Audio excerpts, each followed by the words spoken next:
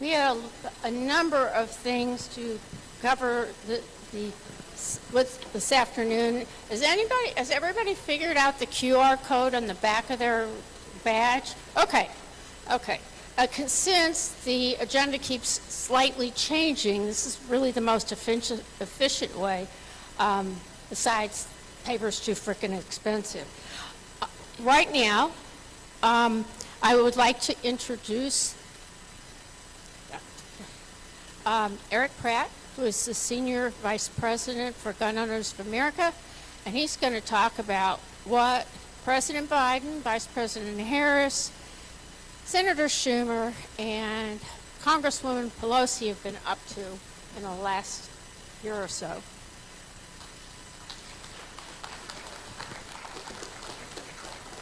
Thank you all, and good afternoon. Good to see you here. Yes, I'm going to give a federal report, the good, the bad, and the ugly, and I'm just going to jump right into things because got a lot of items that I want to touch on, including some encouraging items. But let me begin with Biden's ATF, an agency out of control. They are registering our gun purchases in a digital database, we have learned. They are putting gun dealers out of business at a rate 500% faster than before Joe Biden assumed the throne. And they're getting ready to ban up to 40 million pistol brace firearms. Yet Joe Biden says he supports the Second Amendment. You know, he uses these words, but I don't think he knows what they mean, right? Well, then there's the Congress. This summer, the Republicans there really stabbed gun owners in the back by helping pass the most expansive gun control law in decades. And so as we sit here today, in addition to that, GOA recently discovered that there are 10 hidden gun control items in an upcoming federal spending bill. That includes funding for a registry that will force you to register your pistol brace firearms, to submit fingerprints as well as your photograph. And this funding bill will also provide for a study that gets the ball rolling for doing background checks before you purchase ammunition. So there's a whole lot going on here. Now, you know, when you look at Biden and the left, I tell you, I mean, it's like they need an instructional course on the Constitution. I mean, after all, we are talking about God-given rights, are we not? I mean, these are not just mere privileges that are to be handed out by the almighty Biden and his minions. Because look at what they're doing. The ATF frame and receiver, or the frame and registration rule, and I know you've heard a lot about this, just went into effect this summer, pursuant to an executive action of Biden's from last year. It does two main things, okay? First of all, it regulates homemade guns so that now you have to run it through a background check before you get one. And you know, as I talk to people about this, they're like, well, you know, that doesn't really affect me. I don't make guns at home. Well, okay, then get ready for the second thing that it does. The rule also seeks to register every gun that was ever sold with a 4473 form. Before this rule, dealers could get rid of their 4473s after 20 years. But now this rule prevents them from ever doing that. They have to hold on to them in perpetuity, which really has been the dream of the anti-gun left, isn't it? That's to register every gun sale and every gun owner in the country. After Gun Owners of America submitted a Freedom of Information Act request to the ATF last year, through a series of events, we would eventually discover that the agency already has nearly 1 billion gun owners' records. That's billion with a B, all right? And they have almost 900 million of those records digitized. That's as of November of last year. So this is really incredible. But see, this is what they want. They want a record of all the guns you have. You know this, right? Because the anti-gun left has already stated that there are guns of yours that they want to confiscate. Who can forget Senator Dianne Feinstein on 60 Minutes years ago, this was back in the 90s, talking about her first ban on commonly owned firearms. She said, if I could have gotten 51 votes for the outright ban, picking up every one of them, Mr. and Mrs. America, turn them all in, I would have done it. And of course, remember Beto O'Rourke not too long ago, to a roaring applause saying, heck yeah, we're going to take your AR-15s and your AK-47s. Again, the left wants to register your guns because that's the necessary first step for what? Confiscation, exactly right. Look, a government that fears your guns is a government that cannot be trusted, right? I mean, and that's what we're facing here. So we're suing the Biden administration, the Biden's ATF in North Dakota, to stop this frame and registry rule from going into effect. We've actually been blessed by having 17 state attorneys general join our case. Now, they didn't just give an amicus brief, which is typically what is done in a situation like that. They actually liked our argument so much, they asked to be included as part of the case. So they're actually on the case with us. So they've signed on, they've joined the cause. We actually have some real star power backing this case with the 17 AGs. And I know there's other good cases challenging this rule around the country as well. Ours is actually the only one that is challenging the registry part of this regulation, which is so onerous.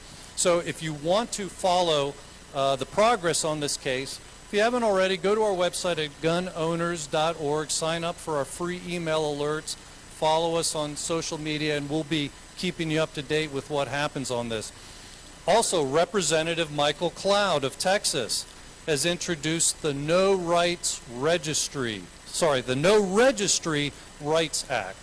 Okay, and this is a bill that will dismantle the ATF's registry. This is greatly needed right now. So please urge your congressman to co-sponsor this legislation, the No Registry Rights Act. Now, obviously, this bill's not going to go anywhere this year, right? I mean, under the current leadership. But if and when there's a changeover next year, if Republicans haven't been hearing any chatter in favor of this bill, believe me, this isn't going to be one of their priority items. So we need to be talking about this right now, the No Registry Rights Act. Okay, moving on to other things that have happened. In June, Congress passed the most expansive gun control law in decades. It does a lot of things, but most notably doles out millions of dollars to the states to bribe them to pass red flag gun confiscation laws. It also has a provision opening a backdoor pathway to universal background checks, universal background registration checks, which is what the anti-gun left has been after. Also increases restrictions for gun buyers under 21 years old, does a lot of other things. The senators behind it chiefly was Senator John Cornyn of Texas. Okay, but he was also aided and abetted by Mitch McConnell. They were the chief Republicans pushing this. They called this a compromise. This was no compromise. This was a sellout by Senate Republicans. Every gun owner who lives in Texas, you and your pro-gun family members and friends should contact Senator Cornyn's office and let him know how displeased you are with what he's done. Because this was, again, it was not a compromise. After all, does this new gun law that they passed, signed by Biden, arm teachers, which is really the best way to prevent future school shootings from happening? Well, no. In fact, it does just the opposite. It doesn't do anything to help the FASTER program. And specifically, the law says that education money can't go to any kind of training in the use of firearms. That's for teachers, for school resource officers, for anything like that. Nothing, zilch, nada. This is terrible. This was no compromise. What about taking on Biden's anti-gun executive actions, which I was just talking about? Does it repeal the both of them? No, it doesn't do that. You know, the one that registers guns, the other one that bans up to 40 million pistol brace firearms, it doesn't do that. Did this law even rein in ATF's, Biden's ATF at all to prevent them from putting dealers out of business the way they are? It doesn't do any of these things. You know, and by the way, did it have concealed carry reciprocity, something that we've been demanding for so long? No. So, in a real compromise, both sides are supposed to get something, right? But this legislation was not that. Of course, even if it was an actual compromise, GOA wouldn't support any rollback of our rights. But I will tell you, these guys are the worst negotiators because they got nothing in return. It was just all our side being forced to give up our rights. Total sellout by Cornyn, McConnell, 13 other Senate Republicans, 14 House Republicans, Democrats as well. Of course, we've listed all these on our website. So again, all these folks need to hear from you, the gun owners base. This is really important. Also, please urge your congressman to support Representative Lauren Boebert's bill to repeal this law. It's called the Shall Not Be Infringed Act. Very catchy title, isn't it? So, urge them to co-sponsor this. All right, I could talk about a whole mountain of more battles that are going on. You know what's going on out there. So let me transition to some encouraging things that have been going on, which you might not have heard about. For starters, because of all the federal threats that we've been dealing with, passing Second Amendment sanctuary laws has been a real priority for gun owners of America. They're often known as Second Amendment Protection Acts or SAFA Acts. These laws tell the state and federal government, we're not going to enforce your gun control in our jurisdiction, so take your gun control laws and shove it. And it's kind of a loose quoting of these laws, right?